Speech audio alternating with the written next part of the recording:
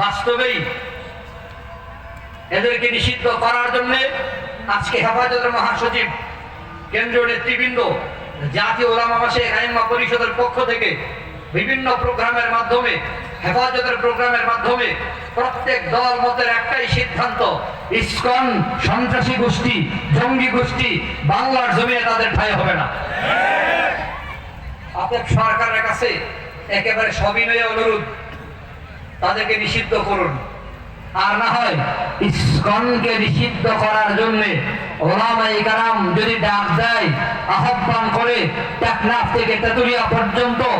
রক্ত দিতে হয়, জীবন দিতে হয়, শাহাদত বরণ করতে হয়। আমাদের মুরব্বী ওলামায়ে কেরাম যারা আছেন, দায়িত্বশীল মুরব্বী যারা আছেন, নেতৃস্থানীয় যারা আছেন, ওনারা যদি যে কোনো ব্যানার থেকে আমাদের আহ্বান করে সন্ত্রাসী সংগঠন ইসকনকে নিষিদ্ধ করার দাবিতে, তো রক্ত দিতে হয়, জীবন দিতে হয়, জিহাদ করতে হয়, যুদ্ধের ময়দানে যেতে রাজি